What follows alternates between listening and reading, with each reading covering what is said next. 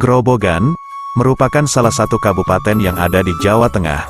Sebelum menjadi wilayah administrasi yang sah, kabupaten ini dikenal dengan daerah yang selalu bergolak di sepanjang sejarahnya.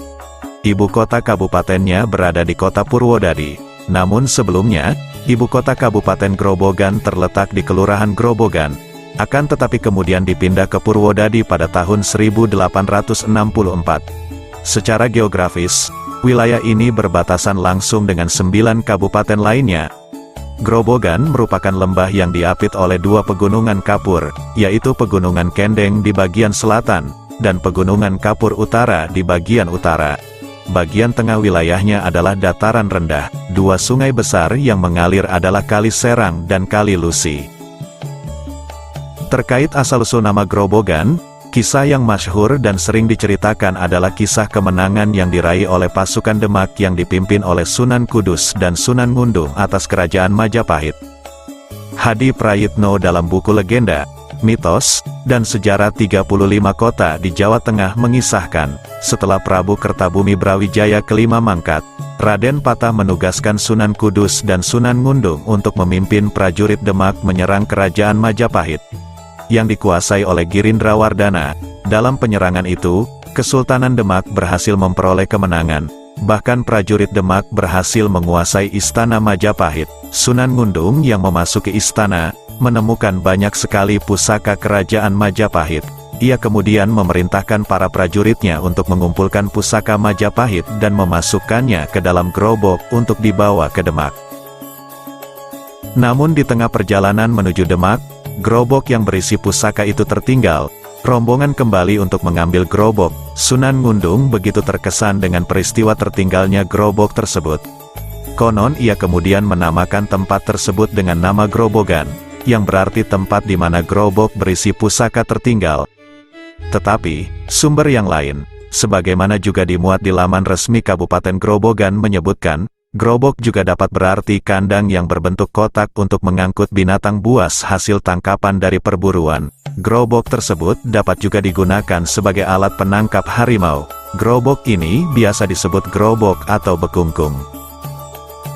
Sejalan dengan penjelasan itu, Grobogan memang dulunya sebuah wilayah yang digunakan sebagai daerah perburuan, dan ternyata, daerah ini merupakan daerah perburuan Sultan Demak, dan juga merupakan daerah persembunyian para bandit dan penyamun zaman Kerajaan Demak Pajang.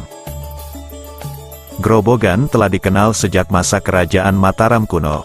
Daerah ini pernah menjadi pusat Kerajaan Mataram dengan ibu kotanya di Medang Kamulan atau Sumedang Purwokarito atau Purwodadi. Salah satu kisah terkenal berkaitan dengan tempat ini adalah cerita tentang Aji Saka. Dari beberapa pendapat tersebut, yang jelas bahwa ibu kota Kerajaan Mataram selalu berpindah-pindah. Sebagai ibu kota permulaan adalah Purwodadi daerah Grobogan, kemudian berpindah ke sekitar Prambanan, kemudian berpindah ke daerah Kedubagelen, dan berpindah ke Prambanan lagi, baru sesudah itu berpindah ke Jawa Timur. Sedangkan pada masa Majapahit, Kabupaten Grobogan menjadi daerah yang penting pada masa Mojopahit. Ketika sinar kekuasaan Mojopahit mulai suram, daerah-daerah tersebut mulai banyak yang memisahkan diri dari pusat kerajaan. Hanya daerah Grobogan yang masih tetap setia kepada pemerintah pusat Mojopahit. Ini terbukti bahwa beberapa desa di sekitar Grobogan masih dijadikan daerah penghasil padi untuk kepentingan istana. Bahkan raja mempercayakan puteranya, Bondan Kejawen untuk diasuh oleh Ki Buyut Masahar dan berguru kepada Ki Ageng Tarup di wilayah Grobogan. Sedangkan pada masa Demak, Grobogan dulunya sebuah wilayah yang digunakan sebagai daerah perburuan. Daerah ini merupakan daerah perburuan Sultan Demak. Selain itu, merupakan daerah persembunyian para bandit dan penyamun, bahkan dari zaman Kerajaan Demak hingga berkuasanya Kesultanan Pajang. Grobogan juga merupakan tempat asal dari Ki Ageng Selo. Beliau dipercaya sebagai nenek moyang para Raja Mataram. Nama Ki Ageng Selo cukup masyhur di kalangan masyarakat Jawa, dan bahkan hingga sekarang juga, makam Ki Ageng Selo ini masih dalam kepengurusan Keraton Yogyakarta. Kemudian pada masa Mataram, tepatnya ketika pemerintahan sudah dipindahkan ke Surakarta, daerah Grobogan ini menjadi salah satu basis dari perjuangan Pangeran Mangkubumi dan juga Raden Mas Said dalam menentang kebijakan Sunan Pakubuwono, sehingga dari perseteruan ini diakhiri oleh Perjanjian Giyanti. Dan setelah Perjanjian Giyanti, Grobogan ini masuk ke dalam Kesultanan Yogyakarta, namun Sunan juga memiliki daerah enklave di daerah Grobogan.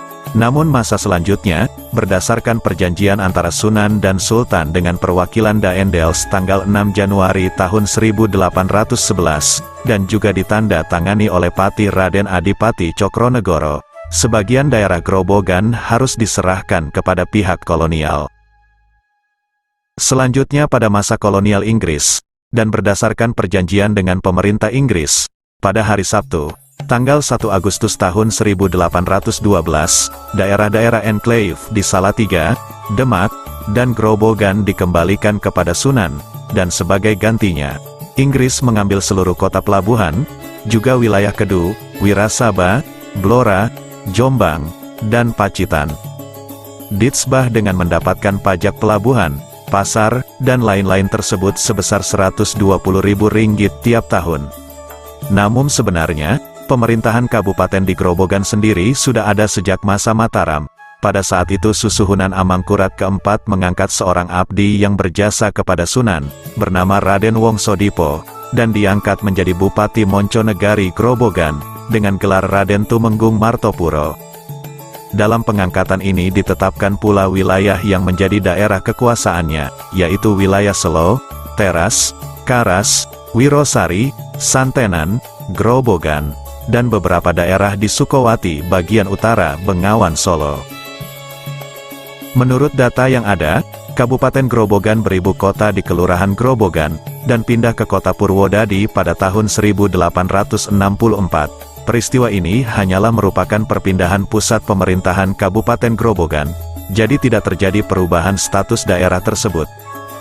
Dalam perkembangan selanjutnya pada 1928, menurut Stadbald nomor 117, Kabupaten Grobogan mendapatkan tambahan 2 distrik atau kawedanan dari Kabupaten Demak, yaitu Kawedanan Distrik Manggar dengan ibu kotanya di Godong dan Kawedanan Distrik Singen Kidul dengan ibu kotanya di Gubuk. Maka jumlah desa di dalam wilayah Kabupaten Grobogan dengan tambahan 2 kawedanan tersebut yang semula terdiri atas 129 desa, menjadi 280 desa sampai sekarang. Dan pada tanggal 1 Januari tahun 1930, tercatat dalam Stadblad nomor 3, berdirilah Regenschapsraad atau Dewan Katapaten, dengan nama Grobogan. Daerah ini merupakan daerah ekonomi di mana Regen atau Bupati sebagai ketuanya. Selanjutnya pada bulan April tahun 1932, Asistenan Karangasem Kawedanan Wirosari dihapus, dan dalam bulan September tahun 1933, Asistenan Gadoh Kawedanan Manggar juga dihapus. Namun kemudian, kabupaten ini mendapatkan tambahan Asistenan Klambu, Distrik Undaan, yang awalnya merupakan bagian dari Kabupaten Kudus. Kemudian pada bulan Maret tahun 1942, di masa Perang Dunia II, daerah Grobogan juga tidak luput dari pendudukan tentara Jepang. Setelah diambil alih Jepang, dan diganti pemimpinnya oleh orang Jepang.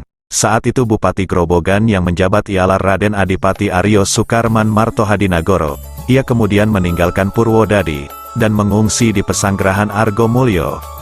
Tetapi tidak lama kemudian, diserahkan kembali kepada Raden Aryo oleh Jepang. Saat itu Purwodadi ditetapkan sebagai Kentio Grobogan. Kemudian pada tahun 1944 Bupati Aryo Sukarman dipindah ke Semarang, dan Bupati digantikan oleh Raden Sugeng sampai tahun 1946. Dan pada masa kemerdekaan Indonesia, hingga sekarang, Grobogan merupakan suatu kabupaten, yang berada di bawah naungan pemerintahan Provinsi Jawa Tengah.